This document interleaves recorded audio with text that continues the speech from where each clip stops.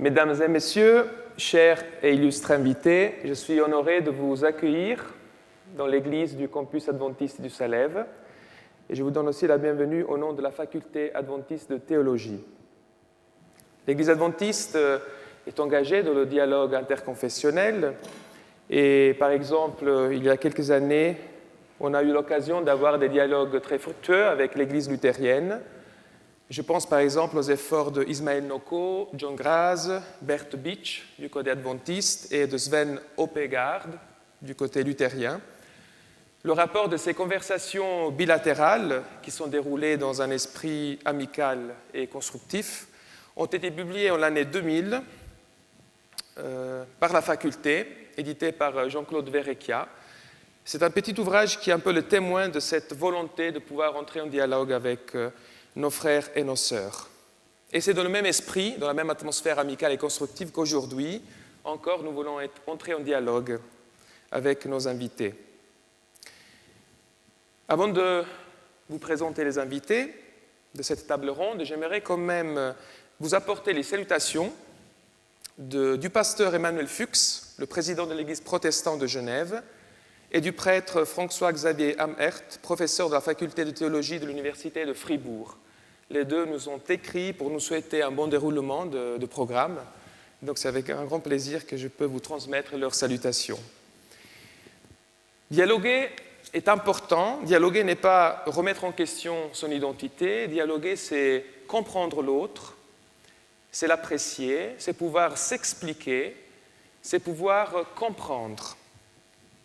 En 1804, un certain Charles-François Dominique de Villers, qui était professeur de littérature française à l'université de Göttingen, qui avait vécu à cheval entre le XVIIIe et le XIXe siècle, un ami de Madame de Staël, eh bien, il a beaucoup travaillé pour rapprocher les cultures allemandes et françaises.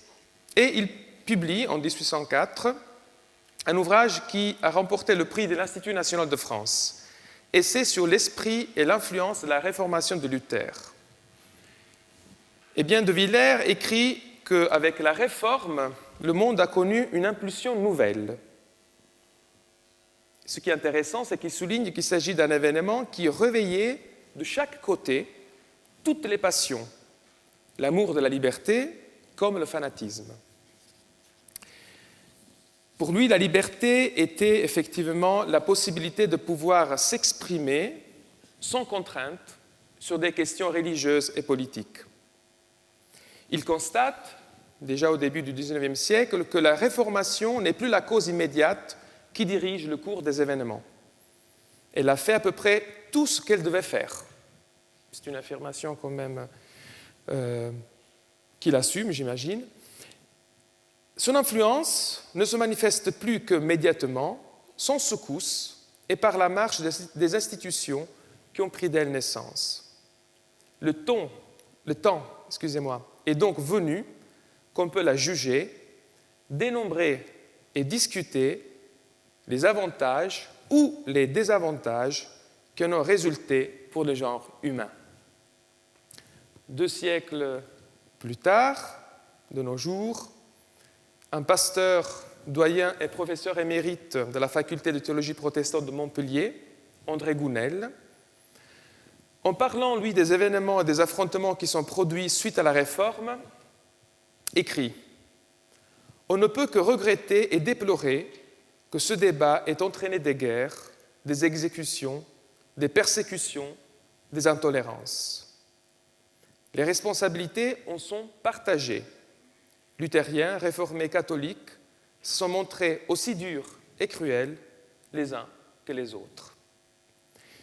Mais si nous sommes ici aujourd'hui, c'est parce qu'il y a une volonté de dialoguer, sans nier les différences, mais dans un esprit de liberté et de respect. C'est donc avec beaucoup de joie que je vous présente les invités d'aujourd'hui. Je vous les présente dans l'ordre des interventions.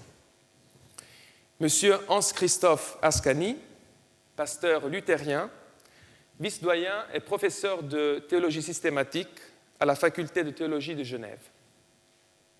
Monsieur Claude Becher, pasteur ménonite, pasteur de l'église évangélique de Villars à Lausanne, c'est toujours d'actualité, et à Meyrin, c'est plutôt amérin aujourd'hui, chargé de cours à la faculté libre de théologie évangélique de Beau-sur-Seine. Ensuite, nous avons M. Jean-François Chiron, prêtre du diocèse de Chambéry. Il a été doyen de la faculté de théologie de l'Université catholique de Lyon, où il enseigne actuellement. Il est également chargé de cours à la faculté de droit canonique de l'Institut catholique de Paris. Et M. Bernard Sauvagnat, pasteur adventiste, doyen et professeur émérite de la faculté adventiste de théologie de Collonges. Merci d'avoir accepté notre invitation. Et sans autre, je cède la parole au professeur Ascani. Merci beaucoup. Mesdames, Messieurs, le sujet de cet après-midi, les répercussions de la réforme dans ma propre communauté, a une signification un peu particulière pour un luthérien. Parce que, comment peut-on dire si le luthéranisme a eu des répercussions sur l'Église luthérienne? Ça serait presque un peu artificiel. Néanmoins, je me suis demandé, n'y a-t-il pas quelque chose comme ça aussi au sein de l'Église luthérienne? Une certaine répercussion venant du luthéranisme. Et j'ai cherché à exprimer cela par un mot, et malheureusement c'est seulement un mot allemand qui m'est venu à l'esprit. N'y a-t-il pas une certaine Unruhe dans l'Église luthérienne qui fait partie de son image et de son essence? Mais je n'ai pas trouvé le mot français qui traduit Unruhe. J'ai trouvé inquiétude, anxiété, nervosité, perturbation. Mais tout ça, ce n'est pas ça. Il s'agit du fait qu'on n'est pas totalement calme. Il y a dans l'Église luthérienne une certaine conscience d'une distance, d'une différence de notre identité ecclésiale. Et ce sentiment de différence, de distance nous accompagne tout le temps. Distance par rapport à ce que cette Église pourrait être, mais il faut même aller plus loin, distance de cette identité par rapport à ce que cette Église est. La conscience donc que nous, les croyants, sommes cette Église et qu'en même temps, il y a un décalage. Pourquoi ce décalage? Parce que le fondement de cette Église est à l'extérieur de cette Église. Jésus, le Christ. Et toutes ces formulations qui comportent ce fameux solus ou sola, qui sont si caractéristiques de la réforme luthérienne, solus Christus, sola gratia, sola scriptura, sola fide, toutes ces formulations expriment non seulement une exclusivité, mais aussi une certaine extériorité. Cette Église est toujours face à son Seigneur. Et je crois que cette Unruhe dont j'ai parlé, ce décalage vient de là. Je voulais dire ça comme petite introduction et je vais maintenant passer à une question que j'ai formulée moi-même pour adapter la question à quelqu'un qui est ici représentant d'une église luthérienne. Et j'ai formulé la question suivante: y a-t-il quelque chose, peut-être de nouveau, que la réforme luthérienne a contribué au christianisme? Je vais essayer de prendre un point de vue extérieur pour aborder cette question, pour parler de manière à peu près désintéressée. Mais j'annonce tout de suite que je ne pourrai pas tenir cette attitude désintéressée. À un moment donné, vous allez découvrir, là, c'est vraiment un luthérien qui parle, il n'y a rien à dire. Si je commence avec une perspective, donc, disons, désintéressée, c'est parce que mon intérêt n'est pas de défendre l'Église luthérienne et de démontrer que les luthériens ont raison. La question de savoir qui a raison ne me semble pas appropriée au dialogue entre les églises et les confessions. Y a-t-il donc quelque chose que la Réforme a contribué au christianisme? Je ne veux pas donner la réponse que vous attendez peut-être tous, la grâce seule, ou autre réponse attendue sûrement aussi, la doctrine de la justification. La grâce n'est pas une propriété privée des protestants. Dans l'Église ancienne, on en parlait beaucoup. Au Moyen Âge, on a même fait tout un système autour de la grâce pour justement la valoriser. Non, je veux parler d'autre chose. Je veux parler d'une certaine tonalité que le mot foi a reçue par la théologie des réformateurs et notamment par la théologie de Martin Luther. Si je dis tonalité, j'admets qu'il y a d'autres tonalités possibles aussi et qui ont aussi leurs droits. En quoi consiste donc cette tonalité du mot foi chez les protestants? À première vue, on pourrait dire peut-être en une certaine radicalité, comme si tout dépendait de la foi. Et comme si la question de la foi s'adressait impitoyablement, entre guillemets, à chaque homme. Comme si rien de moins que le salut dépendait de cette foi. D'où peut-être un certain sérieux, un peu crispé, que l'on rencontre souvent chez les protestants. En effet, ce qui me semble manquer, ou ce qui manque dans la conception de la foi protestante, c'est ce qu'on appelle dans une voiture les amortisseurs. Tout se passe dans la foi. Dans sa compréhension protestante, tout se passe dans la foi de manière très directe. Là où il y a nécessité d'amortir, là, il doit y avoir un risque de coût.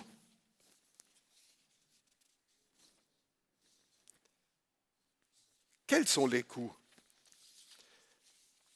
dans la conception protestante?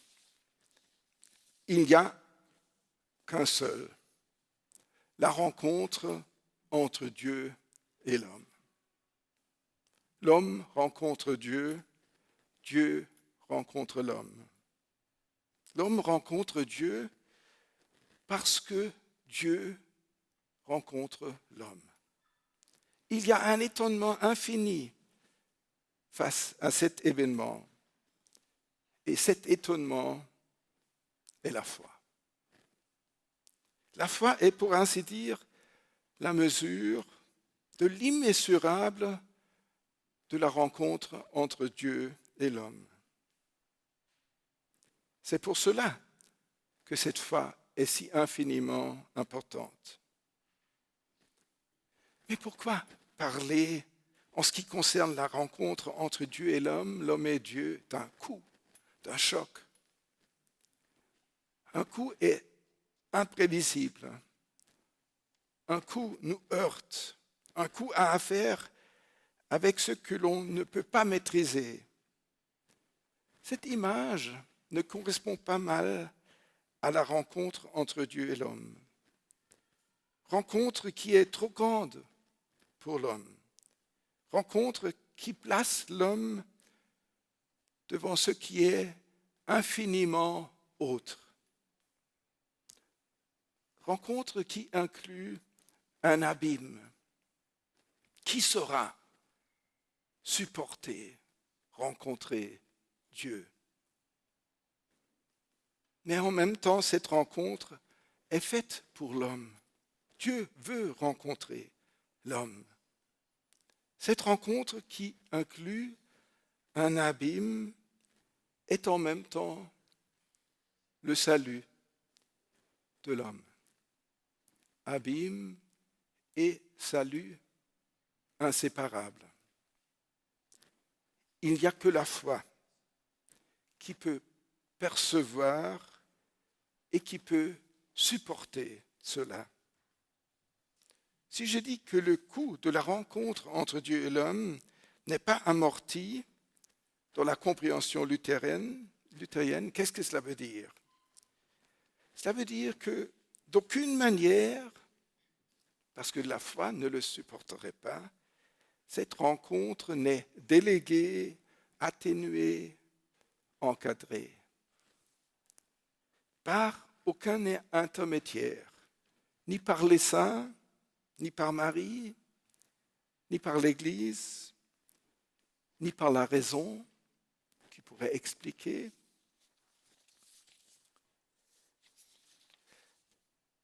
Ni même par Jésus. Pourquoi pas par Jésus? Parce que Jésus n'est pas le médiateur entre Dieu et l'homme. Jésus est la proximité de Dieu même. En lui, en son Fils, Dieu est venu. Nous avons parlé de la rencontre entre Dieu et l'homme et de l'intérêt de la foi qui veut que cette rencontre soit tout simplement ce qu'elle est. Dieu et l'homme et rien d'autre.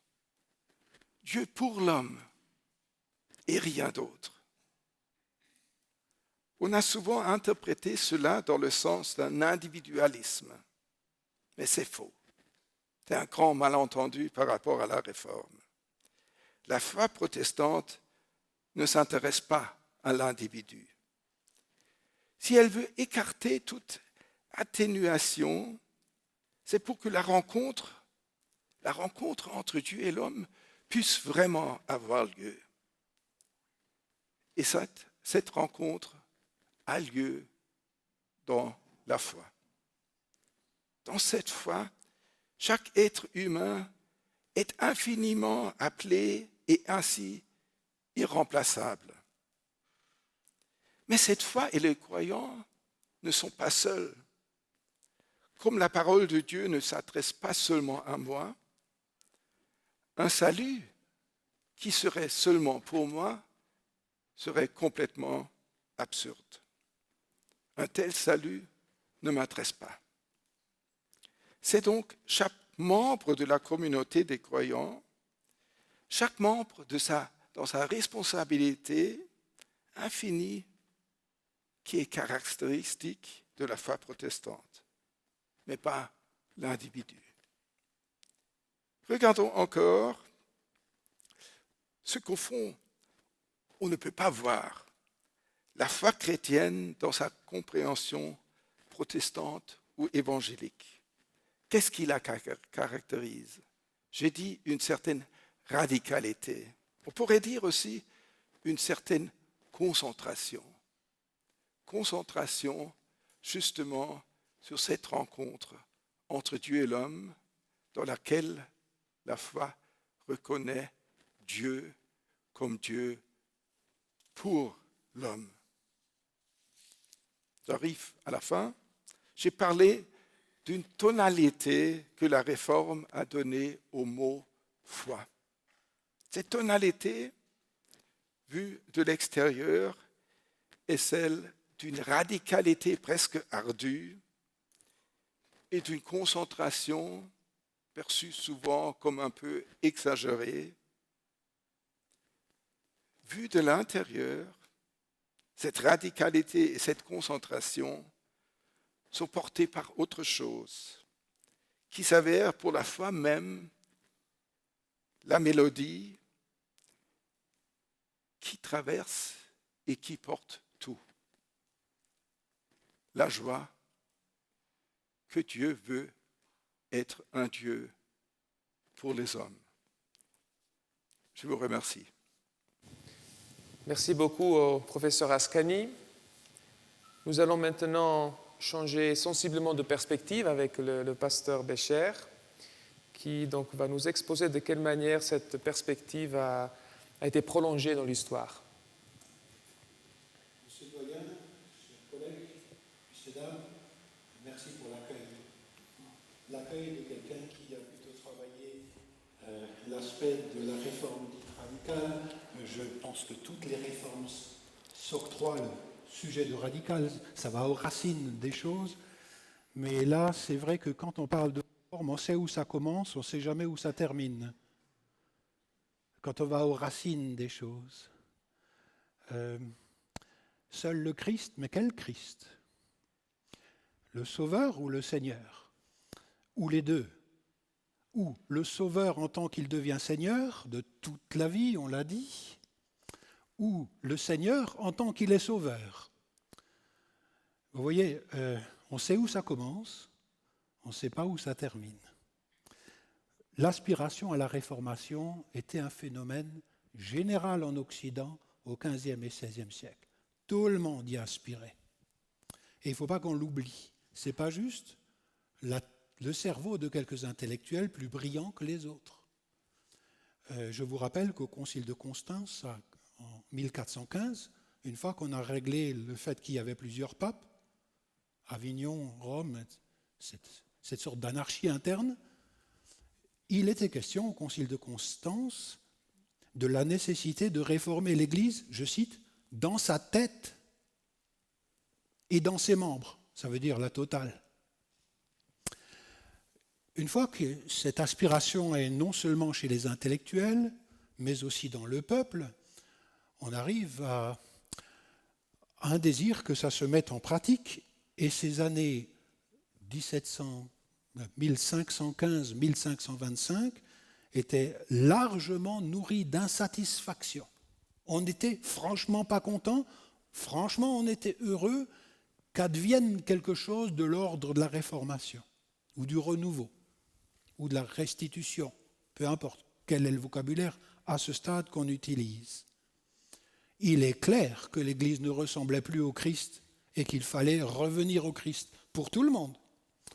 Maintenant, la question qui se pose c'est, une fois qu'on a ceci dans le peuple, quelle est la nature de la réformation ou des réformations? La nature de la réformation. J'ai beaucoup travaillé l'histoire de la pensée du christianisme appelé anabaptiste, ça veut dire rebaptiseur, mais ils ne s'appelaient pas eux-mêmes comme cela, puisque c'est un nom très dangereux à porter, et les juristes savaient ce qu'ils faisaient quand ils utilisaient ce nom. J'y viendrai tout à l'heure. Et c'est à ce titre que je m'exprime. L'Église anabaptiste célèbre également les 500 ans de la Réformation. En 1525, il y aura plein de festivités, pas autour des indulgences, mais autour de l'idée que l'Église est plus belle quand ceux qui en font partie ont professé eux-mêmes leur confession de foi. Donc, l'idée d'une Église de professants.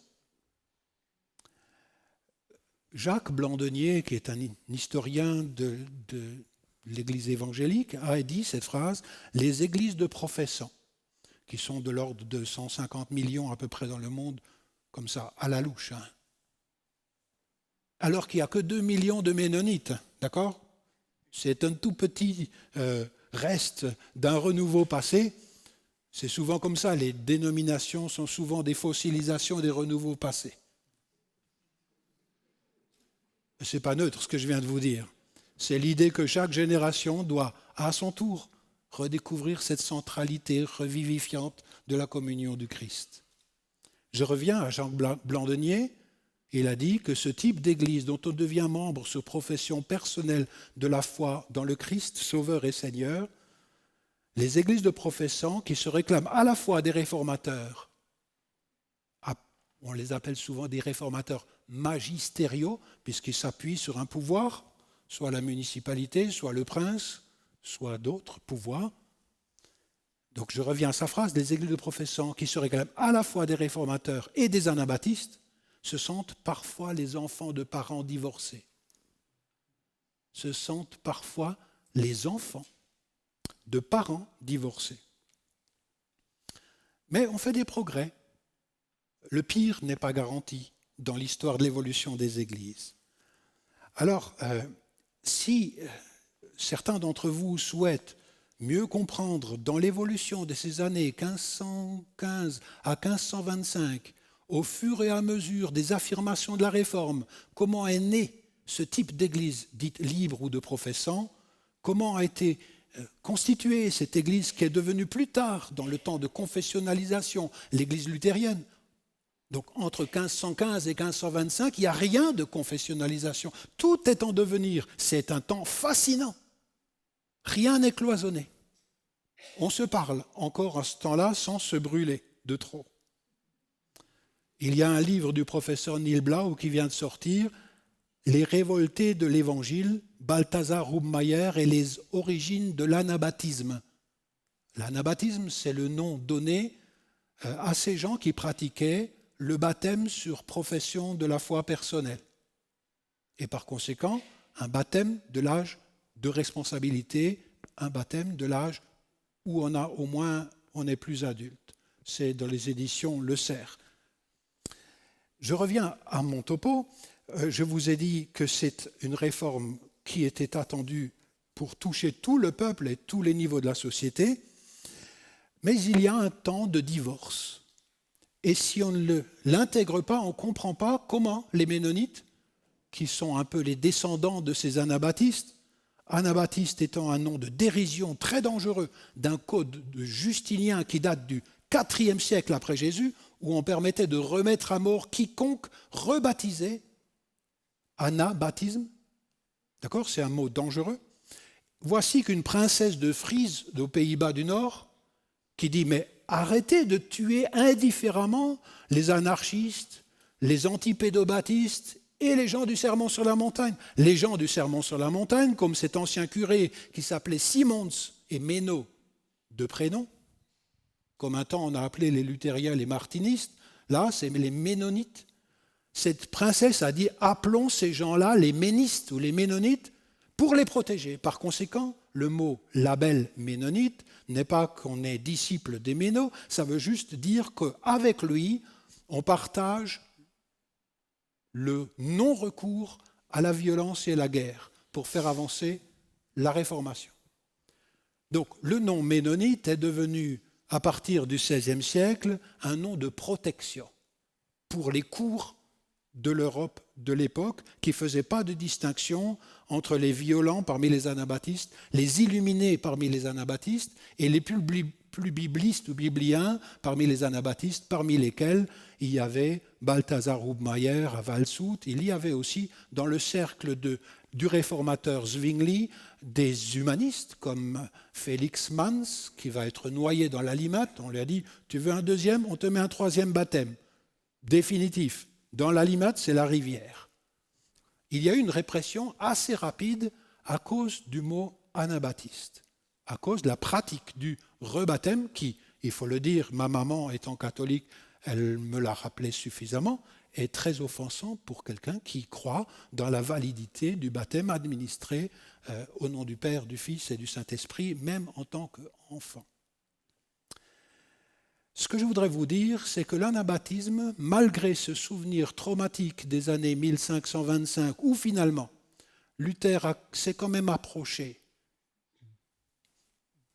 des princes pour la protection de son mouvement, et où Zwingli s'est approché de la municipalité pour la protection de son mouvement, et où Calvin a surtout voulu prouver avec son institution de la religion chrétienne, lisez la préface, c'est évident, surtout voulu prouver à François Ier que lui, il maintiendrait l'ordre Et donc, ils ne seraient pas comme les anabaptistes, qui sont des gens du désordre. Je reviens à cet traumatisme. Malgré tout, dans le courant des anabaptistes et des ménonites, on a gardé une mémoire positive de ce géant du sola fide, de sola scriptura, du solus Christus, qui était Luther. Il est allé avec la seule force de son témoignage, affronter des géants de son temps, et il ne faut pas qu'on l'oublie. Lui, il a peut-être oublié en 1525, quand il a encouragé certains princes à réprimer par la violence et le glaive certains mouvements de rébellion parmi ce qu'on appelle la guerre de paysans. C'est-à-dire ces gens dont une grande partie se revendiquait de Luther, ne l'oublions pas. Ce traumatisme de 1525 a fait que Luther a perdu les campagnes du Saint-Empire romain germanique. Et doucement, ce mouvement est devenu un mouvement urbain parce qu'il a encouragé la répression de ce qu'on appelle le soulèvement des paysans, mais qui étaient des gens qui citaient l'Écriture pour revendiquer la fin du servage, le fait d'avoir à être traité raisonnablement. Le fait de continuer même ce que Luther avait dit, que les villages pouvaient déterminer eux-mêmes qui serait leur pasteur. Que les villages pouvaient payer le pasteur avec une partie des impôts ecclésiastiques. Par conséquent, il y avait une prise de conscience de la dignité de ces paysans, qui étaient des petits paysans ou des grands paysans. Et c'est la raison pour laquelle, avec ces 70 000 à 100 000 victimes, certains vont largement au-delà, avec ces pères qui rentrent chez eux avec les yeux crevés et les mains coupées, parce que c'est comme ça qu'on traite les rebelles, c'est ainsi que les campagnes ont été perdues par le message luthérien. Bien entendu, avec le temps, il y a eu une nouvelle raison, mais je voulais quand même que vous sachiez qu'il y a ce temps de divorce autour de la question du recours et du moyen pour faire avancer la réformation. Ce qui l'a réussi dans la réformation n'est pas forcément mieux ou supérieur que ce qui a échoué. Ça doit nous aider à réfléchir. Qu'est-ce que ça veut dire qu'une réformation a réussi? À quoi on ressemble une fois que ça a réussi? Plus au Christ ou plus à Moïse? Ce n'est pas la même chose. Et ça vaut la peine d'y réfléchir ensemble. Donc il y a des courants dans l'anabaptisme qui sont divers et ça a compliqué la chose. Parce que c'est une sorte de sac poubelle, vous mettez dessus anabaptisme et vous mettez tout ce qui n'est pas récupérable. Et vous vous permettez de temps en temps de prendre un cas un peu fumeux en disant « vous voyez ce qu'ils font » et vous permettez de tuer tout le monde dans le sac poubelle. Et cette théorie de l'amalgame nous incite, nous, historiens, à être prudents dans ce que l'on dit que l'autre dit. Parce que c'est trop facile de condamner autrui, surtout si derrière la condamnation, il y a plus qu'un avis, mais il y a aussi le bras séculier qui peut tuer quelqu'un pour cause de blasphème. C'est une des choses qui vous explique pourquoi, dans l'anabaptisme, Luther est à la fois une figure dont on se méfiera, parce qu'on dira il s'est arrêté à mi-chemin de la Réformation. Il a réformé l'Eucharistie, mais il n'a pas réformé le baptême. Il a réformé la religion verticale, mais est-ce qu'il a vraiment réformé la justice vécue par les gens? On attendait plus et autre chose dans les campagnes en tous les cas. Donc, j'ai parlé du label anabaptiste, du label ménonite. Pardon, je pense que ça valait la peine de faire ce détour, comme ça vous voyez de quoi il est question. Je me réfère aux frères suisses. Ils s'appelaient frères et sœurs et pas anabaptistes. Et c'est un mouvement qui est né autour d'humanistes et d'hébraïsants et d'hellénisants, Grebel, Mans, Sattler plus tard. J'ai réussi à traduire en langue française, puisqu'il me semblait que ça manquait énormément, les documents autour d'un ancien prieur bénédictin qui s'appelle Michel Sattler, la naissance d'églises de professants au XVIe siècle, et notamment, on trouve dans ses écrits que ça avait bien commencé, mais ça a mal continué, notamment mal parce qu'on a de nouveau, comme le faisait la curie romaine au début du XVIe siècle, eu recours à la condamnation des hérétiques, à tous ceux qui ne rentraient pas dans le moule et le pas pour les faire périr. Je reviendrai sur cette question par rapport au luthéranisme parce qu'il y a quelque chose d'extraordinaire qui s'est passé il n'y a pas longtemps et je crois que ça vaut la peine d'y revenir. La grâce seule, sans les œuvres méritoires, mais pas sans les œuvres de la grâce, pas sans les fruits de transformation. Et ça pose la question, en vue de quoi la grâce qui sauve? Est-ce que c'est la grâce qui transforme en des disciples, certes encore pécheurs, mais en route sérieusement, ou c'est la grâce qui justifie? Et si elle justifie, est-ce qu'elle ne transforme pas en même temps? Alors ce que j'ai découvert, c'est que dans ma tradition, on a stéréotypé le message luthérien. Et en le stéréotypant, on a fait à peu près la même chose que ce que les luthériens ont fait vis-à-vis des anabaptistes. Je me suis rendu compte que le baptême chez les luthériens est infiniment plus que de l'eau administrée au nom du Père, du Fils, du Saint-Esprit sur un bébé. Et dans les dialogues que nous avons eus entre luthériens et anabaptistes, c'était magnifique de pouvoir s'entendre, de vibrer pour les mêmes choses. En même temps, les anabaptistes répétaient sans cesse: la conversion à Jésus-Christ est en même temps et simultanément la conversion à son règne qui s'étend. On ne peut pas dire « j'aime Jésus le Sauveur » sans qu'il devienne en même temps le Seigneur dont je fais partie de son règne. Alors, Luther a été vu dans la tradition anabaptiste tout d'abord sur la question de l'indulgence, mais aussi des abus du clergé de l'époque, comme ce qu'on appelle en anglais « whistleblower », c'est-à-dire un lanceur d'alerte. Il n'a pas cherché à faire une autre église. Il a cherché à revenir sur des fondamentaux sur lesquels on pouvait, espérait-il encore du temps des indulgences en 1517, revenir. Et du haut de la papauté, il a même dit « le pape est d'accord avec moi ». Et c'est seulement l'année d'après qu'il s'est rendu compte que le pape n'était pas d'accord avec lui. Donc il enseigne l'écriture, il dévoie des perfidies. Et en tant que tel, l'anabaptisme dit « ça a superbement bien commencé ». C'est la grâce seule. Maintenant, quelle est cette grâce? Ça a superbement bien commencé, mais quand il a eu le pouvoir, disaient les anabaptistes, je cite, « à la place de ceux-là, ils n'édifièrent rien de mieux. Voyez leur paroisse. » Alors bien sûr, maintenant, tout le monde pourrait dire, de tout le monde ici, allez voir dans la paroisse, vous allez toujours trouver des gens tordus. Enfin, je dis tordus, vous me comprenez. Je veux dire des gens qui s'obstinent dans une situation qui ne glorifie pas le Christ. Et nous sommes infiniment reconnaissants à des gens comme Luther quand il dit « si vous voulez aller à la source », et là il est humaniste en le faisant, avec Érasme et d'autres, il vaut mieux y boire directement à la source que d'aller sur des sources secondaires. Et pour cela, les Écritures seules sont certainement utiles. L'anabaptisme pose seulement la question. Une fois qu'on a dit les Écritures seules, c'est qui les Écritures seules dans la direction d'une Église? Est-ce que c'est les papes? Est-ce que c'est les théologiens? Ou est-ce que c'est l'Église autour de la parole de Dieu?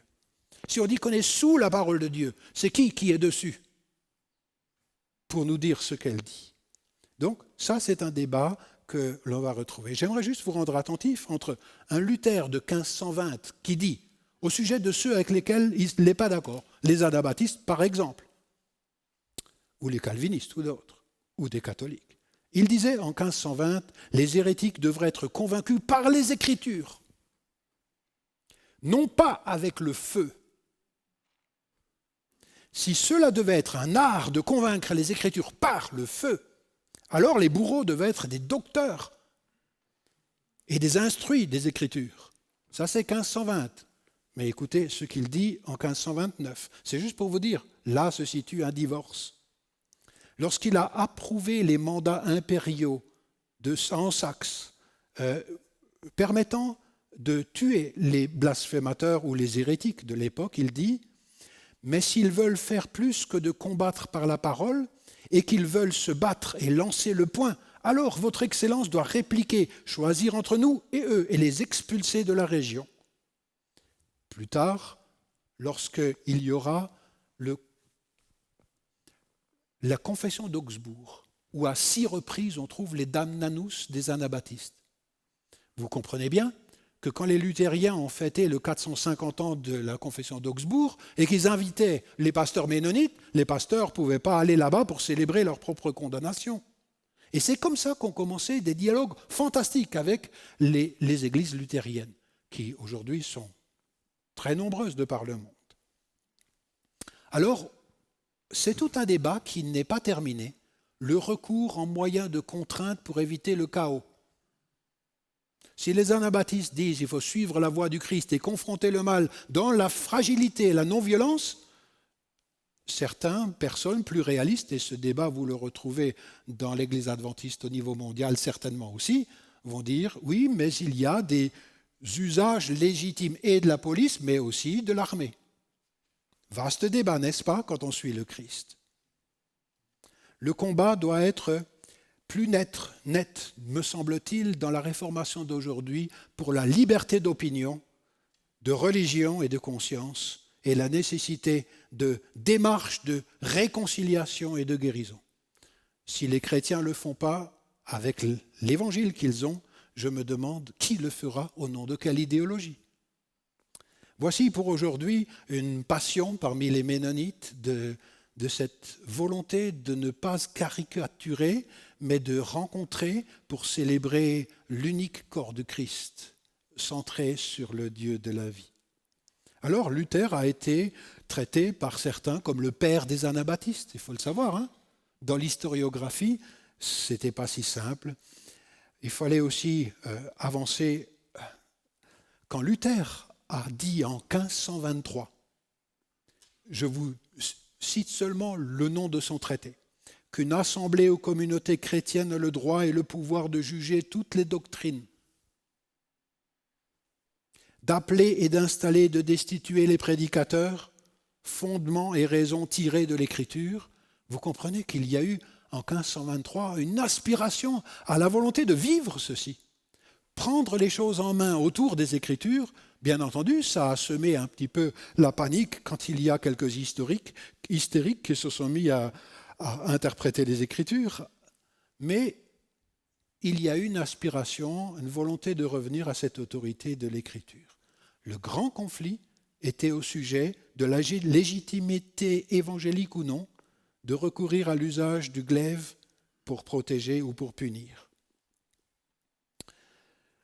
Il y a quand même 2 questions différentes qui sont posées à la Bible, entre un Zwingli et un Luther. Je vous dis, Luther, sa question essentielle, comment pourrais-je trouver un Dieu miséricordieux ?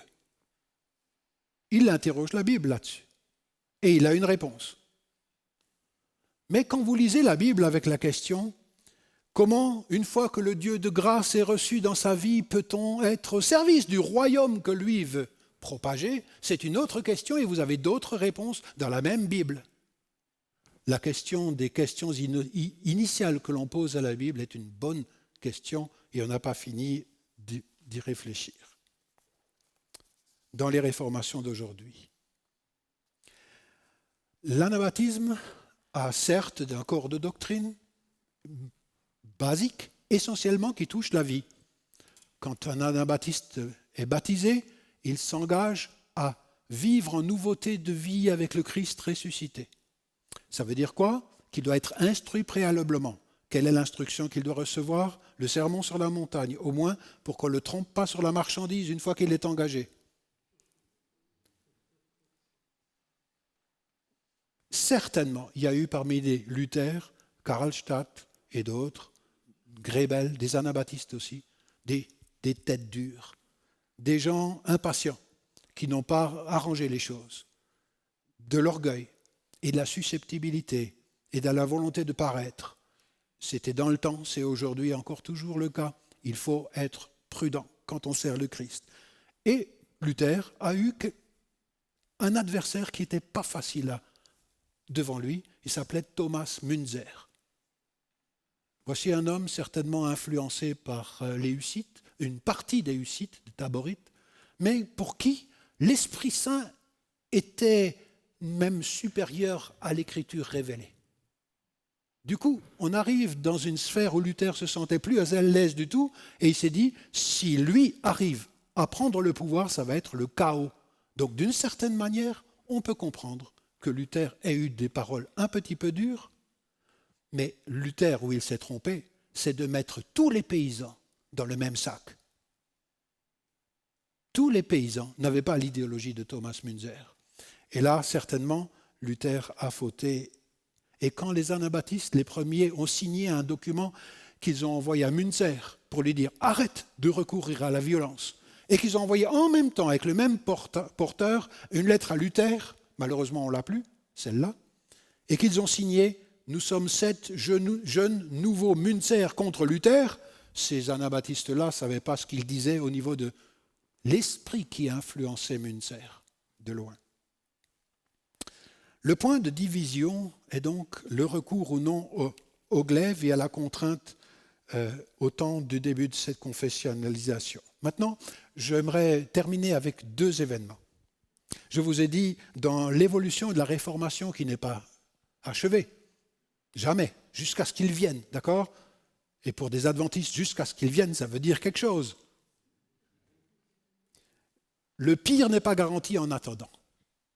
J'aimerais relater 2 choses qui montrent un peu l'humour de la chose. La question était comment les Ménonites ont récupéré cette question sur Luther. J'aimerais vous dire que bien des Ménonites en Europe étaient sclérosés, avaient fossilisé ce que c'est qu'une église vivante.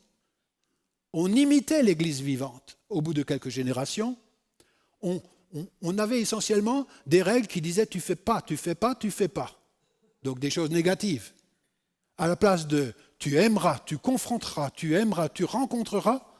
Et voilà que tout d'un coup, ayant besoin d'un renouveau, quel est le renouveau qui vient ? Un renouveau d'origine luthérienne en 1700.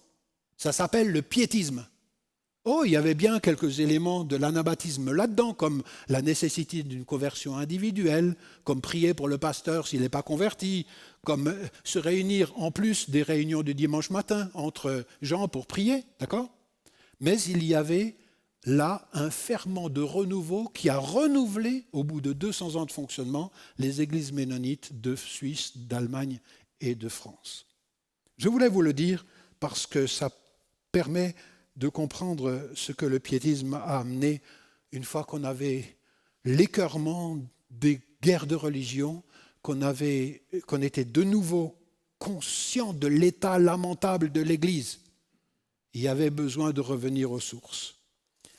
Tout avait commencé autour des 450 ans de la célébration de la conférence d'Augsbourg, 1530, donc il n'y a pas longtemps. Je viendrai maintenant, et je termine là-dessus. Nous avons eu pendant 4 ans, de 2005 à 2008, pendant 3 ans, des dialogues sur le plan mondial entre la Fédération luthérienne mondiale et la Conférence ménonite mondiale. Vous me direz, rien d'anormal. Très bien. On a essayé de reprendre les damnanus de la confession d'Augsbourg, qui ont un statut spécial dans l'Église luthérienne, en disant qu'il y a 3 ou 4 condamnations qui ne touchent pas les Ménonites, mais plutôt quelques autres anarchistes qui portaient le nom d'anabaptistes.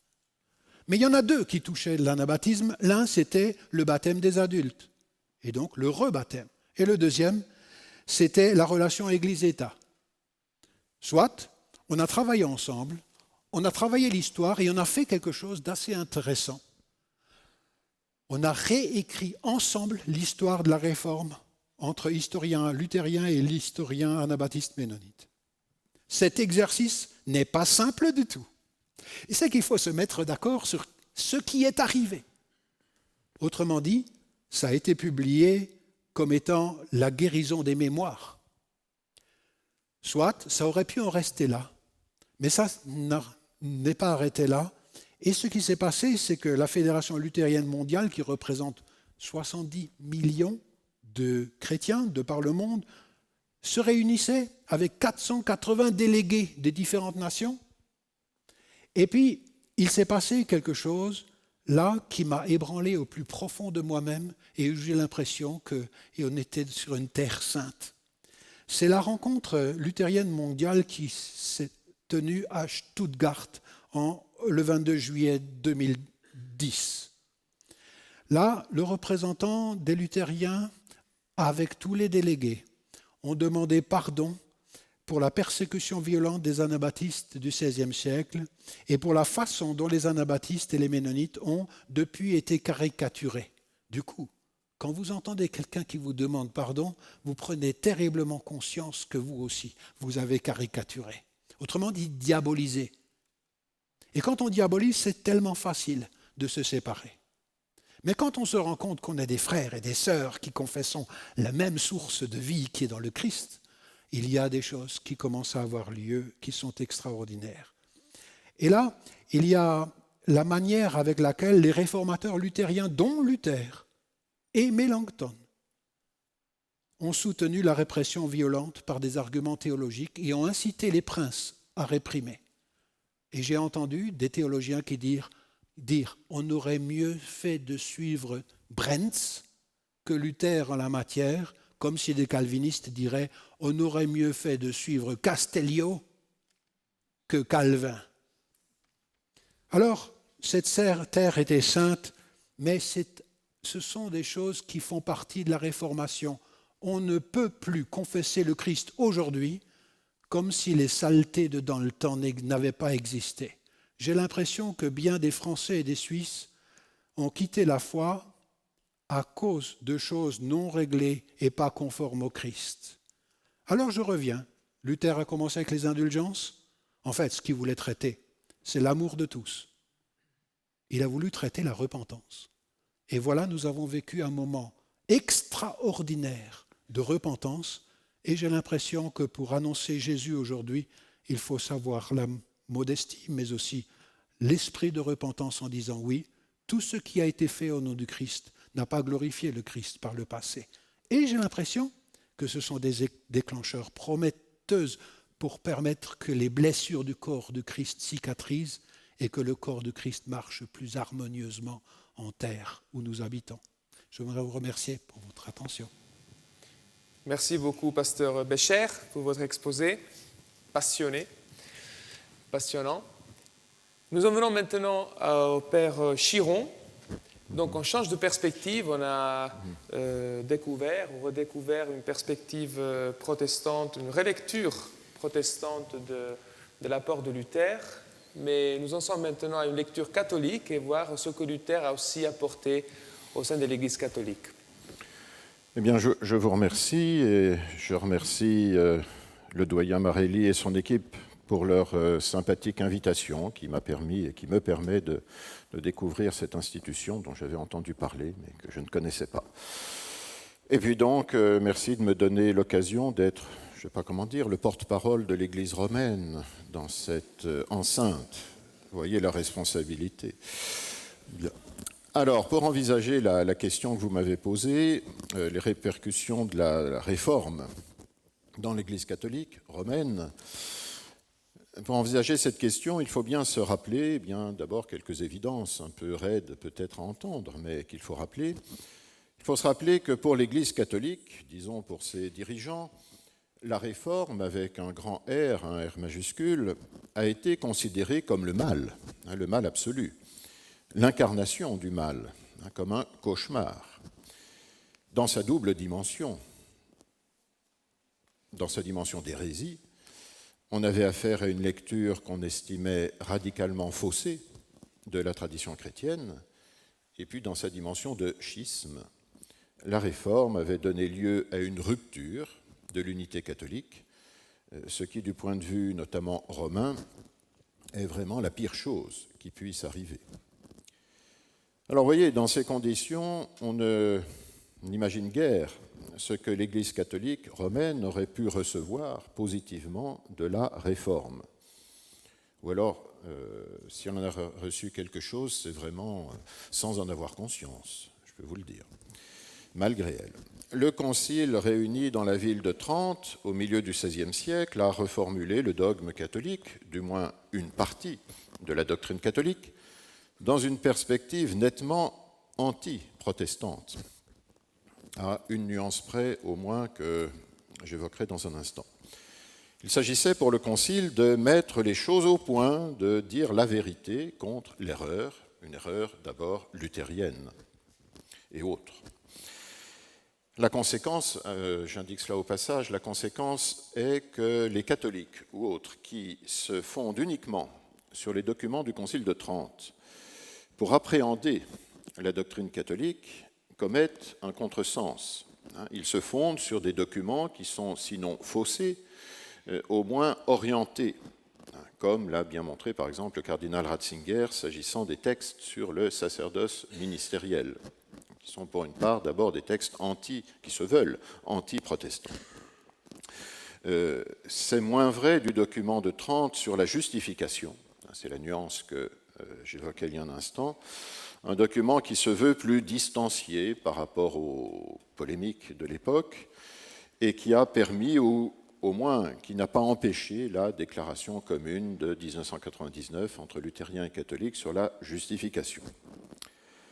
Alors à cette réserve près, celle du document sur la justification, le résultat de la perspective généralement anti-protestante du Concile est que les historiens parlent ou ont parlé pour la période de l'histoire de l'Église catholique suivant la Réforme. Les historiens ont parlé de contre-réforme, mais l'expression est contestée, sans doute quand même un peu réductrice.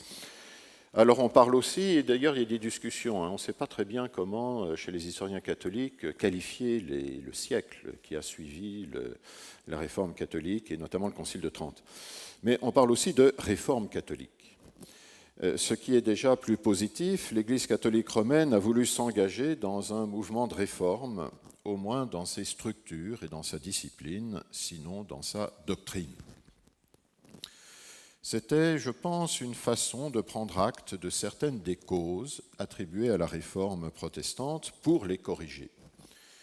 Formation des prêtres, discipline de vie des prêtres, encadrement religieux des populations, un encadrement plus serré, intériorisation de la foi par les fidèles, une intériorisation plus personnelle. Vous voyez, un certain nombre d'efforts pastoraux qui, en fait, pour une part au moins, remontent au moins à la fin du Moyen-Âge. Eh bien, ces efforts pastoraux qui étaient assez anciens ont été poursuivis et amplifiés. Alors ceci dans une perspective très cléricale, et donc fort peu protestante, sous l'autorité du pape, des évêques, des prêtres et des religieux, y compris des ordres religieux fondés à l'occasion, et aussi dans une perspective antiprotestante comme les jésuites. Quoi qu'il en soit, le terme même de réforme, associé qu'il était au protestantisme, a été disqualifié pour longtemps dans l'Église catholique romaine. Un exemple, quand en 1950, le dominicain Yves Congar a publié un livre, un prodige d'érudition, mais qui était aussi un manifeste, parce que cet ouvrage constituait, sans trop le dire, une invitation à la réforme. Il l'a intitulé « Vraie et fausse réforme dans l'Église ». Vraie et fausse réforme dans l'Église. Vraie et fausse réforme. La fausse, c'est évidemment la protestante. Et il s'agissait pour Congar de promouvoir une réforme vraie, c'est-à-dire qui réussirait là où la réforme protestante a échoué, puisqu'elle a débouché sur une hérésie, sur un schisme. Vraie et fausse réforme dans l'Église, et non pas de l'Église, c'était voulu. Parler de réforme de l'Église aurait choqué, au moins en haut lieu, c'est-à-dire en lieu romain. Et de fait, son livre n'a pas été sans poser problème à Rome, et sans poser quelques problèmes à son auteur aussi. Bien. Mais voyez, à la limite, plus on était désireux de réformer l'Église catholique romaine, plus il convenait de se démarquer de la réforme. La réforme, oui, mais pas comme la réforme, surtout pas. On peut donc dire que pendant longtemps, la réforme protestante a eu pour effet de rendre l'Église catholique encore plus catholique, au sens confessionnel du terme, par réaction. Et la réforme donc, a connu alors, dans ces siècles qui ont suivi le Concile de Trente, la réforme qu'a connue l'Église romaine est allée dans ce sens. Alors, si l'on veut constater un regard plus positif sur la réforme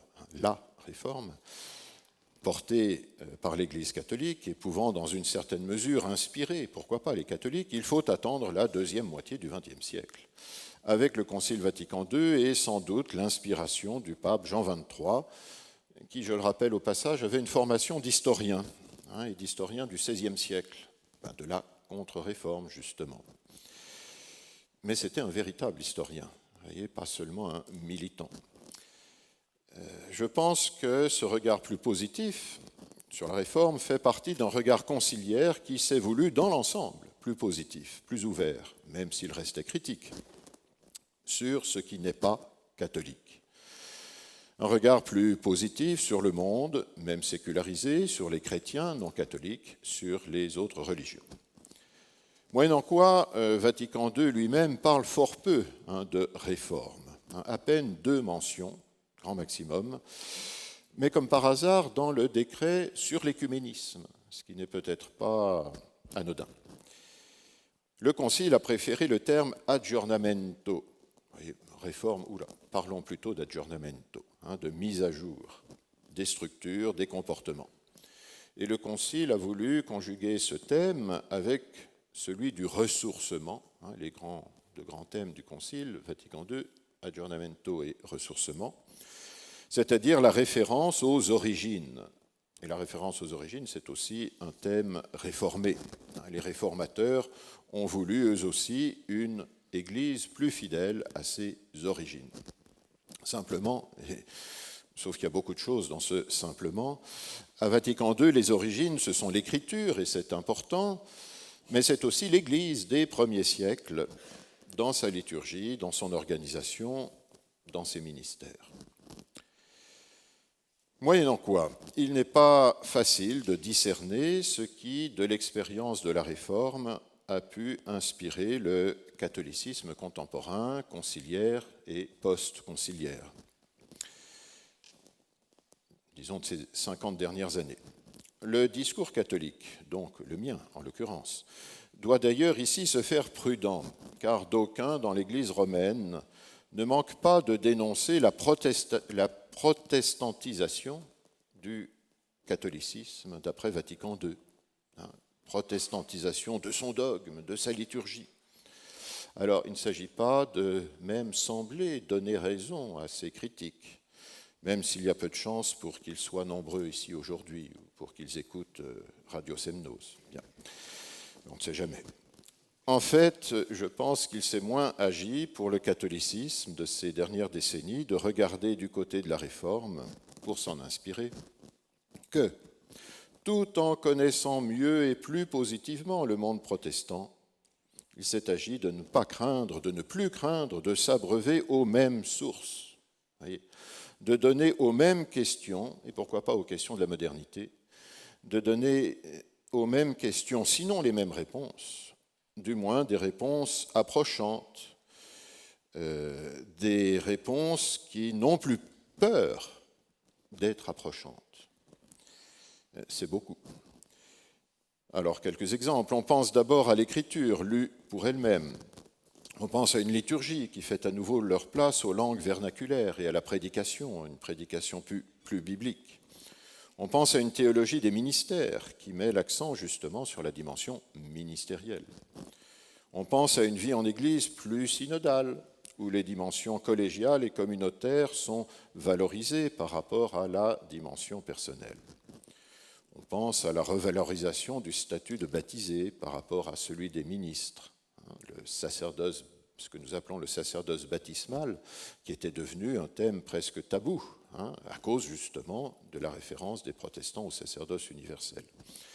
On pense aussi à une place plus grande faite à l'Esprit Saint dans l'Église, et ceci n'étant pas limitatif.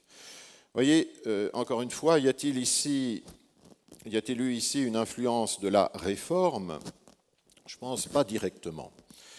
Indirectement peut-être par le biais, je reviens à Vatican II, d'abord de théologiens qui sont pour beaucoup dans l'œuvre du Concile Vatican II et qui avaient une expérience écuménique, comme le Père Congar. Et puis je pense du fait des observateurs non catholiques présents au Concile Vatican II. Vous savez, on ne dit pas la même chose ou on ne le dit pas de la même façon quand on est entre soi et quand on le dit sous le regard d'autres. Même si ces autres sont à part dans une tribune, dans un coin de la basilique Saint-Pierre, on sait qu'ils sont là et que d'une certaine façon, on parle sous leur regard. Je terminerai en citant un adage typiquement réformé, on l'a déjà cité, Ecclesia semper reformanda. C'est ici qu'il faut évoquer le pape actuel qui fait sien régulièrement cet adage, appelant de ses vœux notamment une Église plus synodale et faisant davantage droit à la diversité, sans même parler de la réforme de la curie romaine. Or, l'anniversaire de son pontificat, le 13 mars dernier, 4e anniversaire, a montré à quel point certaines tendances, disons réformatrices, qui sont les siennes, rencontrent ici et là des résistances au plus haut niveau, comme à la base du catholicisme. Disons au moins que le terme de réforme, le terme de la réforme et le thème de la réforme sont à l'ordre du jour dans l'Église romaine. Le thème et le terme ont cessé d'être tabous et ça n'est pas anodin. Disons enfin et concluons que le terme de réforme est inséparable de celui de la conversion. Plus nous nous rapprocherons du Christ, plus nous, les chrétiens des différentes confessions, nous nous rapprocherons les uns des autres, normalement. Et plus nos églises seront ouvertes à des réformes qui ne pourront que les rendre plus disponibles, au moins à la rencontre. Et c'est ce qui s'est produit à Vatican II. Je disais tout à l'heure, boire aux mêmes sources. Beaucoup reste à faire, bien sûr, mais il s'agit de poursuivre le chemin. Merci. Merci beaucoup. Vous m'entendez? Non? Oui. Merci beaucoup pour votre exposé éclairant.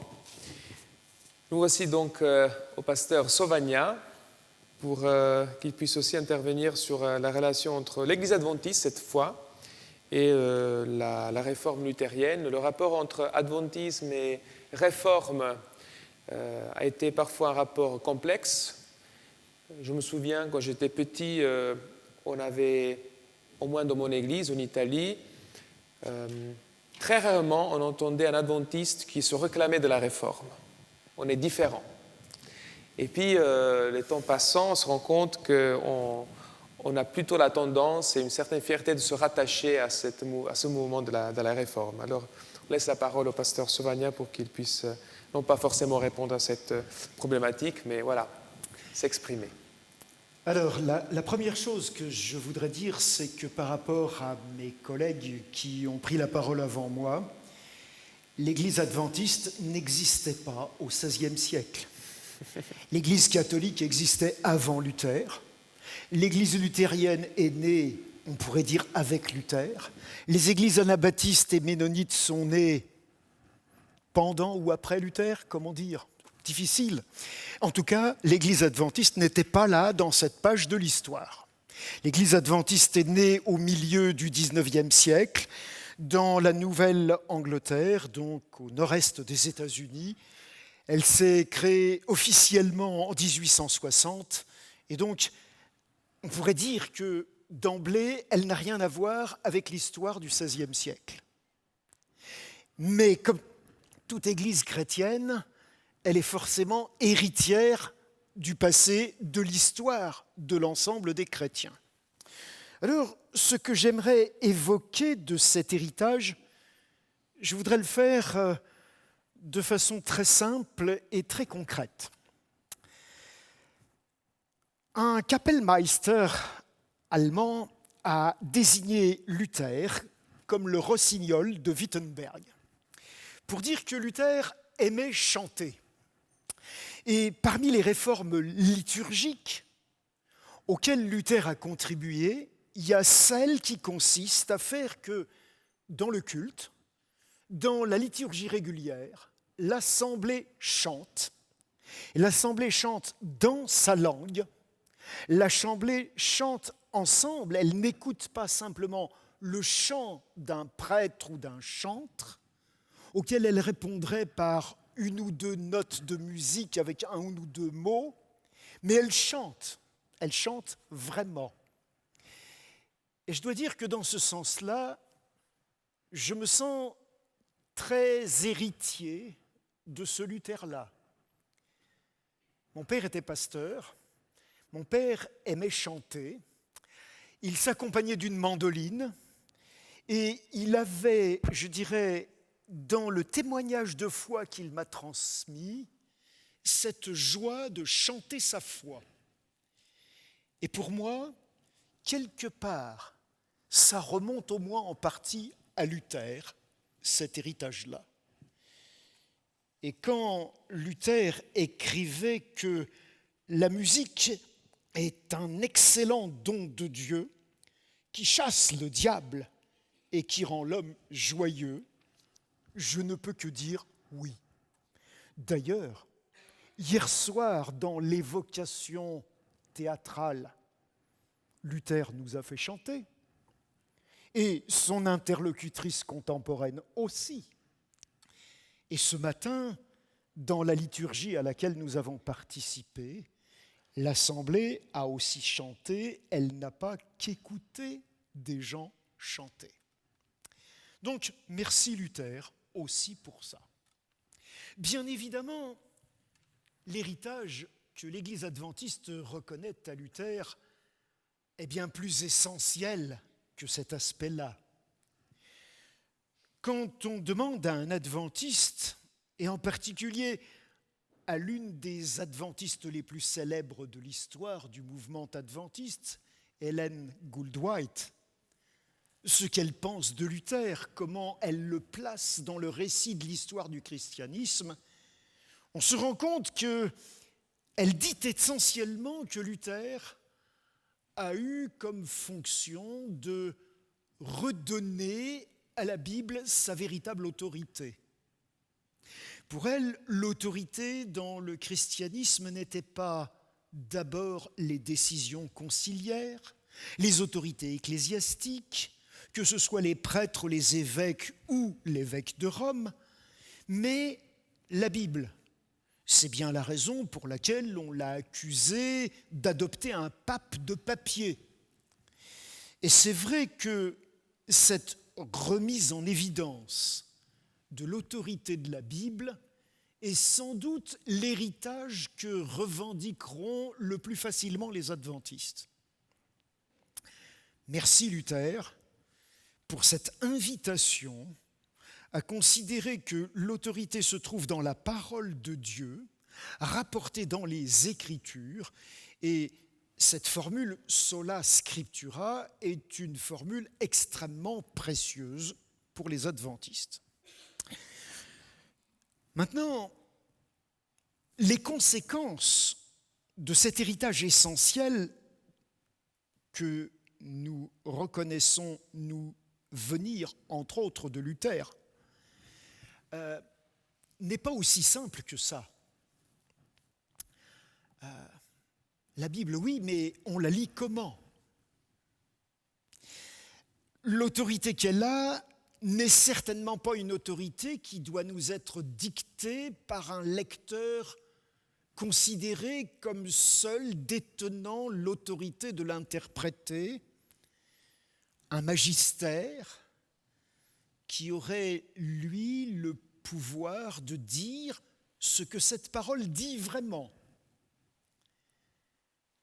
Mais c'est vrai que si l'Église adventiste, comme beaucoup d'églises évangéliques qui sont nées après la Réforme et après la Réforme radicale dont nous a parlé Claude, il y a un aspect, je dirais, doctrinal, d'enseignement qui découle de ça.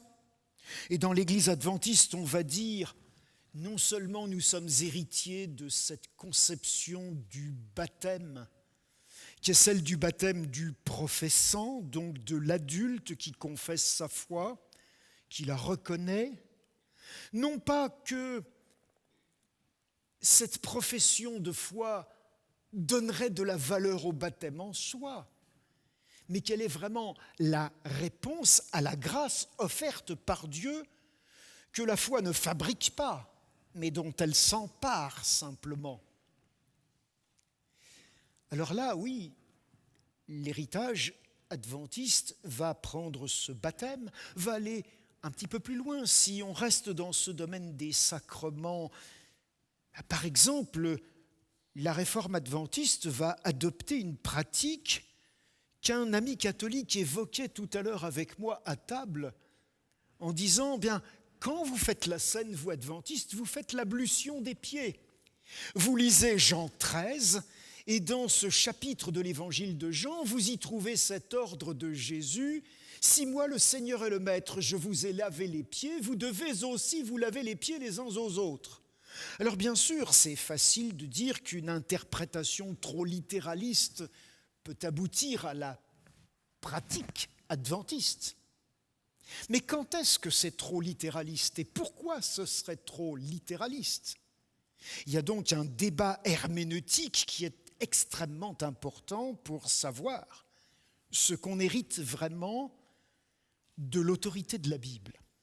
Alors c'est vrai que dans ce domaine-là, les adventistes vous diront, nous avons puisé dans la Bible notre enseignement sur le sabbat, notre enseignement sur le retour du Christ, notre enseignement sur les prophéties apocalyptiques, eschatologiques, qui ont fait de l'adventiste un mouvement prophétique croyant à la proximité du retour du Christ. C'est vrai, tout ça peut être défendu, mais ne résout pas forcément le problème de fond. Cette autorité de la Bible, on la pratique comment ? On pratique quelle herméneutique dans cette lecture de la Bible ? Et peut-être que nous aurions à gagner de nous rappeler un autre élément de ce que Luther a essayé de dire, c'est-à-dire que dans la sola scriptura, il y a le solus Christus, c'est-à-dire que ce qui est la clé de la Bible, c'est le personnage de Jésus, le Christ, reconnu comme sauveur, comme Seigneur, reconnu comme Fils de Dieu incarné, reconnu comme révélateur. Et on a parfois dit que Luther avait fait du Christ ou de la perception de la bonne nouvelle du Christ un canon dans le canon, pour pouvoir discerner ce qui était important et ce qui pouvait être secondaire. Parfois, je me dis que nous, adventistes, nous aurions intérêt à creuser plus profondément dans cette direction, car des fois, nous mettons au même niveau des détails qui sont peut-être simplement des formes de lecture fondamentalistes qui n'aboutissent à pas grand-chose, qu'à des disputes de casuistique inutiles et malfaisantes. Alors oui, il y a certainement à peaufiner, à travailler, à approfondir cet héritage essentiel reçu de Luther. Mais il y a d'autres choses qui sont certainement très intéressantes dans l'héritage que l'adventisme reconnaît en plus ou moins droite ligne comme venant ou passant par Luther. Je vous ai dit que l'adventisme est né dans les années 1860 aux États-Unis. À cette période-là, il y a un conflit très fort dans la société américaine qui va conduire à ce qu'on a appelé la guerre de sécession ou la guerre d'indépendance, où il y a un grand sujet qui est l'anti-esclavagisme. Est-ce qu'on va laisser une législation favorable à l'esclavagisme gagner du terrain, ou est-ce qu'on va se ranger de façon très claire en direction de la liberté de l'être humain, une des valeurs fondamentales qui intéressait Luther, parce qu'elle était conséquente avec l'essentiel de ce qu'il avait voulu partager, parce que découvert dans l'Écriture. Et là, j'ai une certaine fierté de voir que la majorité des adventistes de cette époque ont été des militants anti-esclavagistes, qu'ils ont contribué à cet établissement d'un pays comme les États-Unis avec une loi qui bannit l'esclavage et qui cherche, et ça a été laborieux dans son histoire, à établir les mêmes droits pour tous. Alors ce n'étaient pas les paysans contre les seigneurs de l'Empire romain germanique, mais c'était la société avec des blancs nantis et avec des esclaves noirs qui avaient été amenés d'Afrique, de différents endroits du monde, et que l'on avait traités de façon extrêmement méchante, dure et inhumaine. Alors oui, l'Église adventiste doit quelque chose, je crois, à Luther dans ses engagements pour la liberté. La liberté dans une société où on considère que les êtres humains doivent être égaux, que c'est comme ça que Dieu les a voulus. Mais là encore, c'est un bel héritage. Et sommes-nous capables de le pousser jusqu'à ses derniers retranchements? On pourrait lier cette partie d'héritage à un sujet qui a été abordé, celui du sacerdoce universel. Si nous nous considérons comme héritiers aussi de Luther en disant que l'Église ne doit pas être séparée en deux catégories de croyants, d'un côté les laïcs qui doivent écouter, de l'autre les prêtres ou le clergé qui peut enseigner, nous ne sommes pas encore allés jusqu'au bout des conséquences, par exemple, en acceptant de consacrer les femmes au pastorat. C'est un débat qui agite l'Église adventiste et qui l'agitera encore certainement. Personnellement, je crois qu'un jour, cela aboutira, que les femmes adventistes pourront devenir pasteurs au même titre que les hommes. Mais c'est laborieux. Et c'est laborieux parce qu'il me semble que dans l'autre héritage essentiel qui est dû à la lecture de la Bible qu'avait Luther et qui est résumé par la formule sola gratia, nous avons tous, je pense, et nous adventistes peut-être plus que d'autres, la peine à assumer la radicalité de cet héritage-là. Parce que quand on a une lecture qui est voisine d'une lecture littéraliste de la Bible, et qu'on en arrive à dire que le chrétien doit pratiquer ceci, cela, et encore ceci, et encore cela, quand on dit qu'il doit être fidèle à la loi, quand on dit que sa foi doit se manifester, non pas par des œuvres méritoires qui viendraient justifier son salut, mais que théoriquement on est d'accord avec la formule qui dirait « on est sauvé pour vivre d'une certaine façon », pour prendre le Christ comme Seigneur et entrer dans la dynamique de son royaume, et qu'on se fait des listes de choses auxquelles on s'engage, alors on est toujours en risque permanent de retomber dans un légalisme et de laisser la grâce petit à petit s'estomper dans un brouillard plus ou moins clair.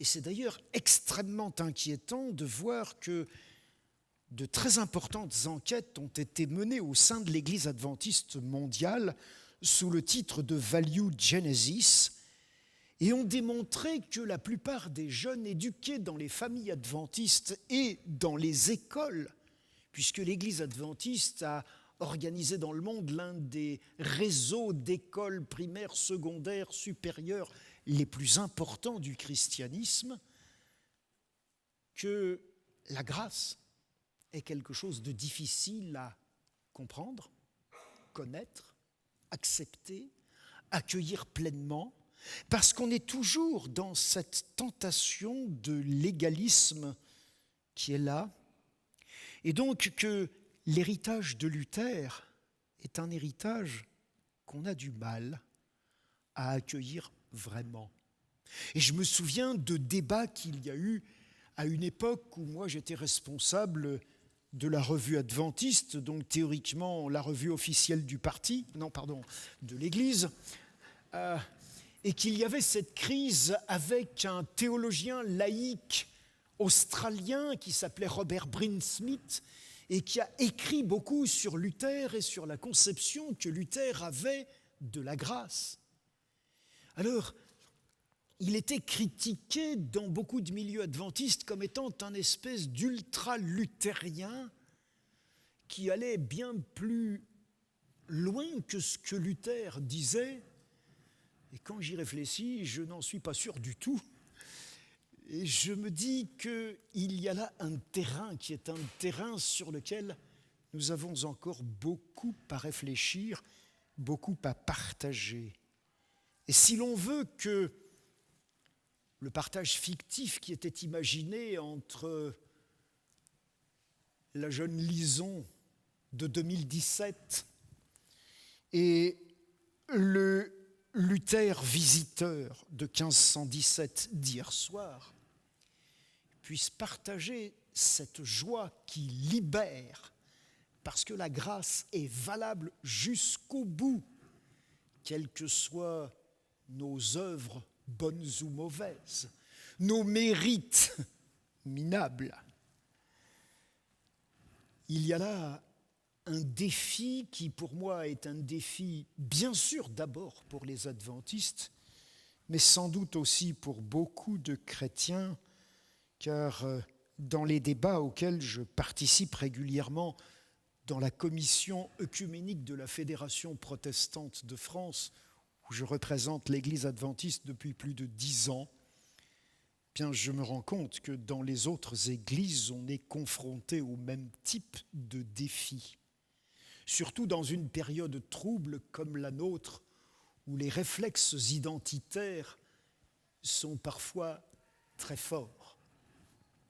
Alors, je suis heureux de ce dialogue, je suis honoré de pouvoir y participer, mais je souhaite surtout qu'ensemble, nous puissions nous donner la main pour que cet héritage que Luther nous a transmis et qui vient de notre Dieu, qui vient au travers des mérites de Jésus-Christ, soit le véritable héritage qui façonne toutes nos réformes, sola gratia. Merci au pasteur Sauvagnat.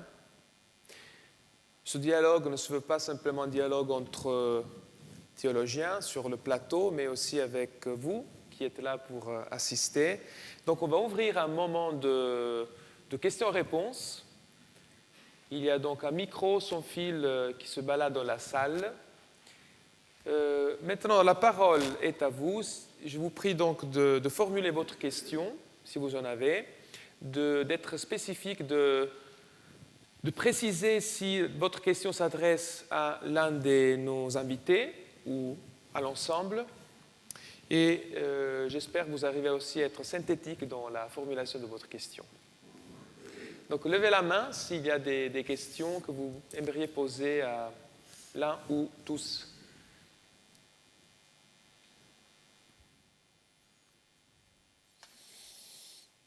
Toujours difficile de commencer.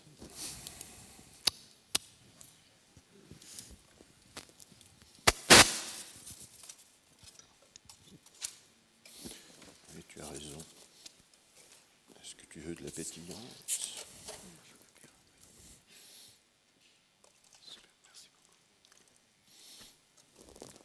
Je veux bien, merci. De celle-ci. Oui. Merci beaucoup. Est-ce que vous voulez celle-ci ?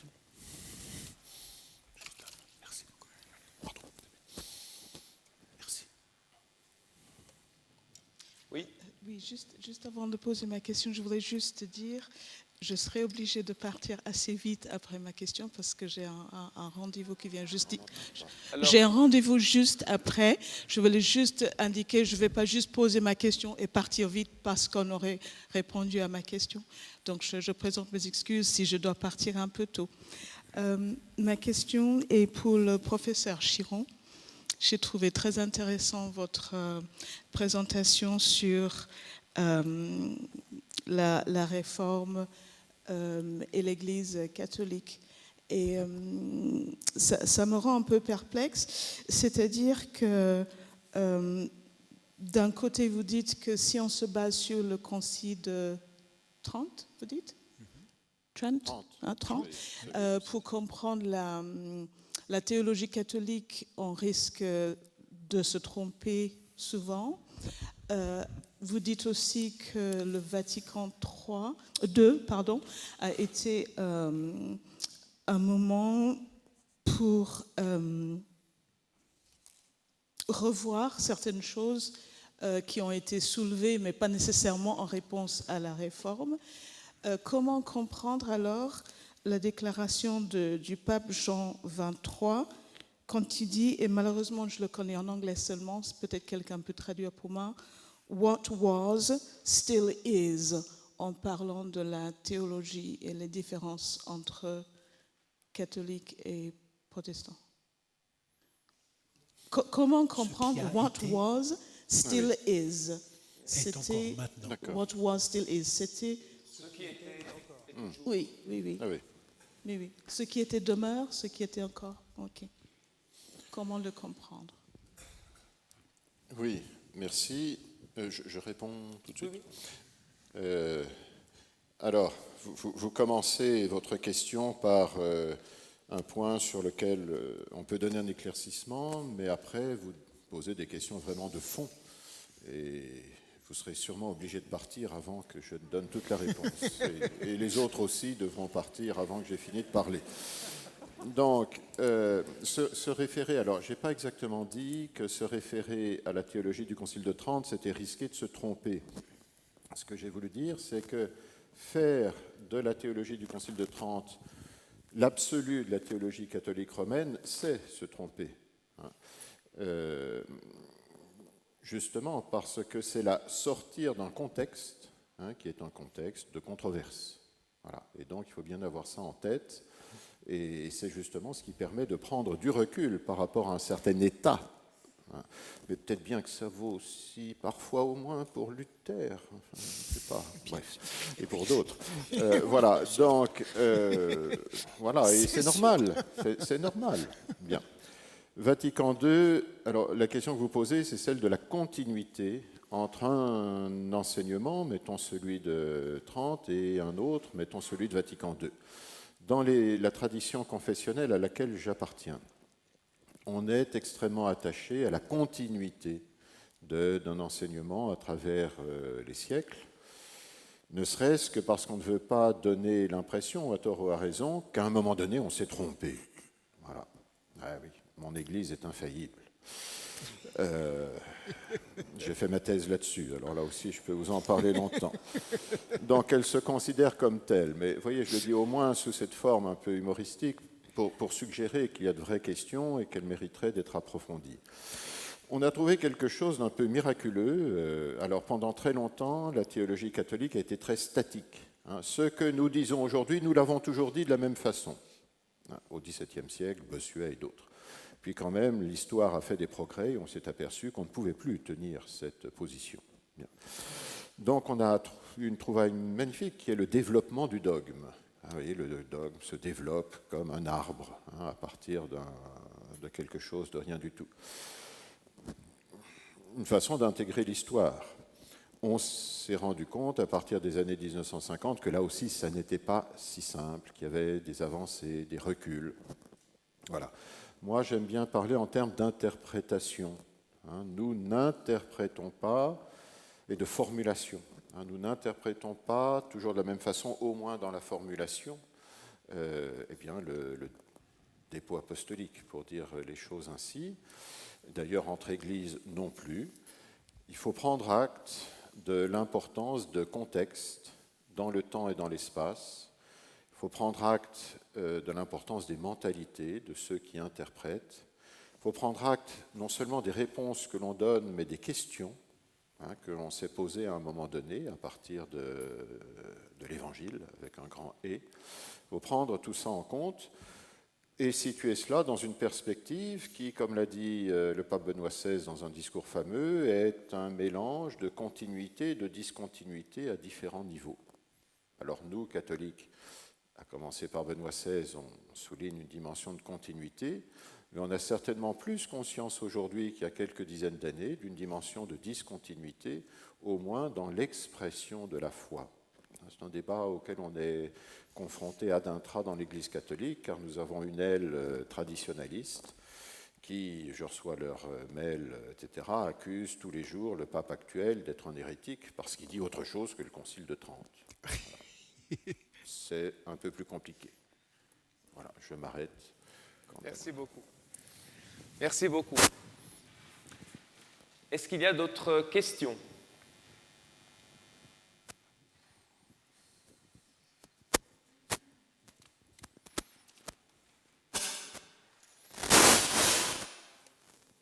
C'est une question. Allô?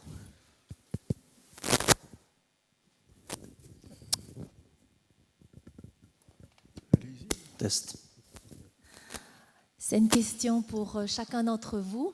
Vous représentez, Lucas et M. Sauvagnat sont les deux représentants de la même tradition, mais vous représentez chacun une tradition différente. Si vous deviez être dans la lignée de la fougue de Luther, dans la lignée de ce qui a été partagé ce matin à la liturgie, que vous auriez à protester contre quelque chose de votre propre tradition, ce serait quoi que vous iriez poster sur la porte qui est derrière vous? Alors, on commence avec qui? Premier protestataire.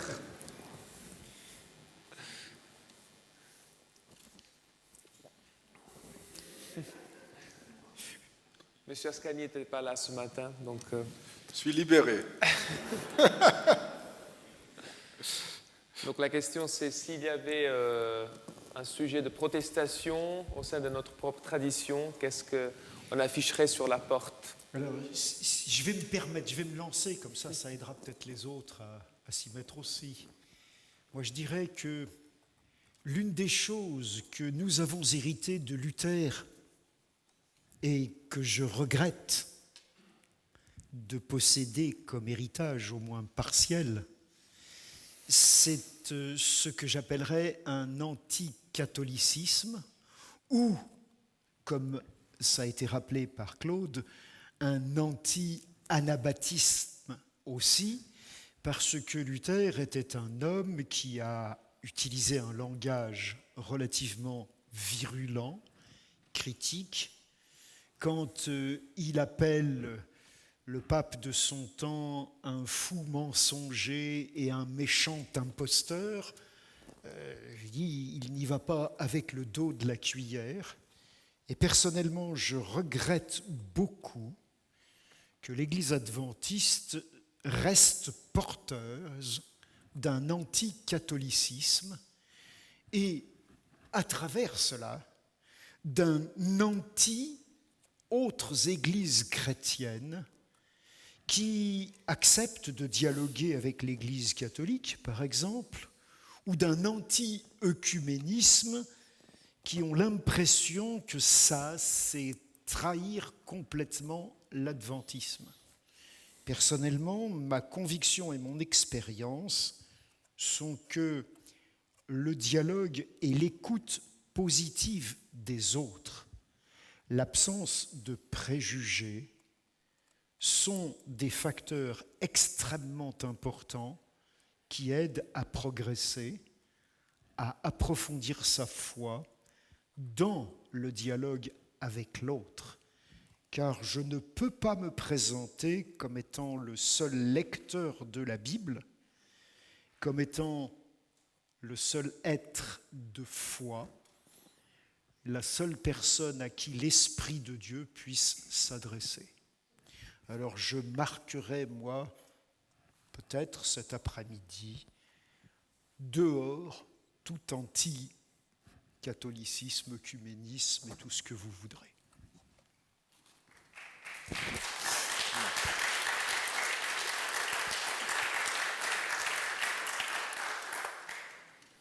Merci, pasteur Sauvagnat. Est-ce que les autres invités souhaiteraient répondre à la question ou pas? Moi. Mon Dieu, vous me demandez de clouer des propositions à la porte d'une cathédrale. Oui. C'est-à-dire de faire le premier pas qui a conduit Luther où nous savons qu'il est arrivé. Mais remarquez, c'était le Luther de 1517.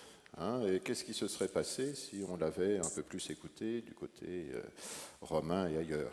Bien, enfin, comment pouvait-on à Rome écouter un docteur protestant d'une obscure faculté germanique? Mais c'est une vraie question. Voilà. Il y a peut-être deux choses. Donc, en dehors de...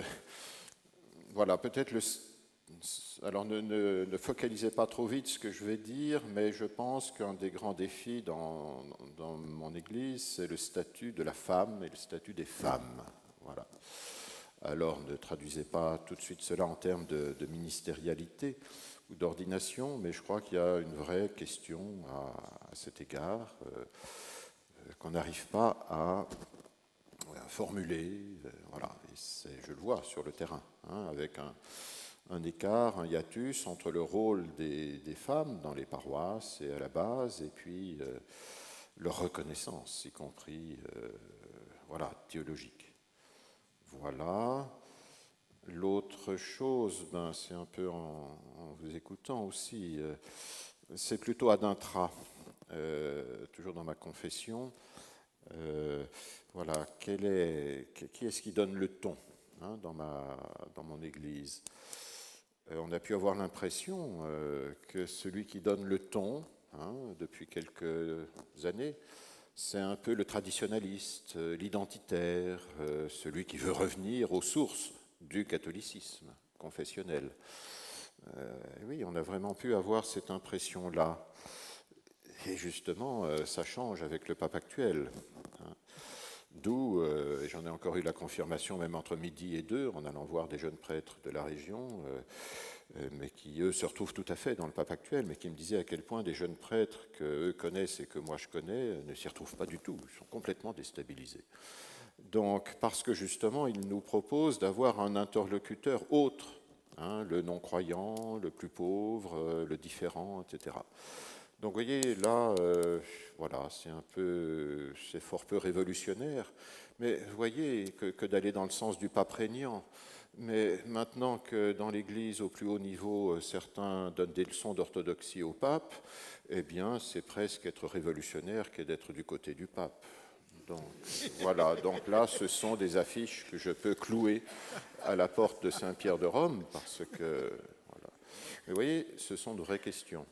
Et qui, qui font que, oui, j'évoquais le 4e anniversaire, ça peut être un peu délicat, parce que ça pose des questions bien au-delà du pape, des questions de fond sur le rapport de l'Église à elle-même et, en fait, de l'Église au monde tel qu'il est. Ça a été évoqué tout à l'heure et ce matin.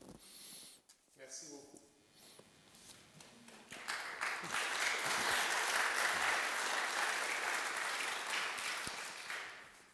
Je pense au temps que nous vivons en Europe. Et je me souviens que les Ménonites, il fut un temps, quand on les admirait, ils acceptaient l'admiration modestement. Mais ils ne disaient pas, tu sais, ça ne vient pas de nous, ça vient du Christ. Ils ne disaient plus ceci. Autrement dit, ils avaient tellement décentré le Christ par rapport à la foi, tellement ils habitaient leur performance ecclésiastique, leur dogme, leur qualité morale, qu'ils ont oublié de dire quelle était la source de la foi. Et je pense que dans l'Église occidentale en général, il faut qu'on se familiarise de nouveau avec Jésus. Pas seulement ses titres, Fils de Dieu, etc., pour l'adorer, mais quel type d'homme il était, qu'est-ce qu'il a fait, qui il a fréquenté, comment il a enseigné, qu'est-ce qu'il a enseigné, se familiariser avec lui, parce que ça reste attractif, même quand l'Église n'est plus attractive. J'ai l'impression qu'on vit ce temps où il faut de nouveau qu'on regagne cette centralité du Christ qui est la vie. Donc vous comprenez, dans son humanité comme dans sa divinité, il me semble que là où on a péché, et il faut savoir le dire aussi, en se repentant joyeusement, c'est qu'on a adoré le Christ sans le suivre. Et que ce type de péché est plus un anti-témoignage qu'on l'imagine, quelle que soit la musique que l'on a utilisée pour le faire. Voilà, j'ai l'impression, j'habite dans une ville, on ne va plus à l'église, quelle que soit la paroisse. Il y a même certaines églises qui explosent parce que c'est invivable, mais dans la plupart des paroisses où je vais, c'est moyenne d'âge 70-70 ans. Et je suis dans l'échelle inférieure. Alors je m'inquiète, je me dis, est-ce qu'on ne peut pas redire d'où vient la vie et se réjouir en disant, en invitant les grands-papas, les grands-mamans et les voisins et puis les tantines et tout ça, de redire leur joie d'être adoptés par le Seigneur, par le Christ. Voilà, il me semble que la réformation est-elle très basique là, mais il me semble qu'il faut qu'on retrouve ce discours et cette jouissance, cette jubilation intérieure à la vraie source de la vie. Ouais. Merci beaucoup.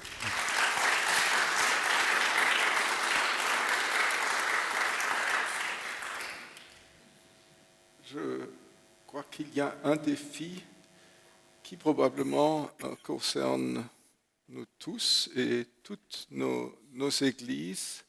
C'est la grande question de comment pouvons-nous aujourd'hui parler un langage qui en même temps soit compréhensible et fidèle au message de l'Évangile, sans tomber dans un de deux risques, c'est-à-dire de s'adapter complètement à ce qui est aujourd'hui à la mode et de trahir notre héritage, et de l'autre côté, de ne rien faire que de répéter avec des termes qui ont été transmis durant des siècles, ce qui porte en effet notre héritage, mais qui aujourd'hui n'est plus accessible.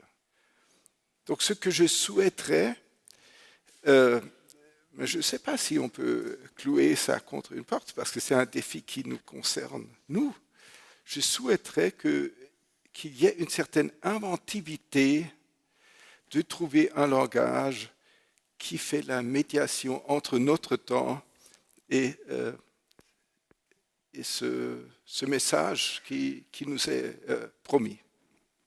Merci beaucoup.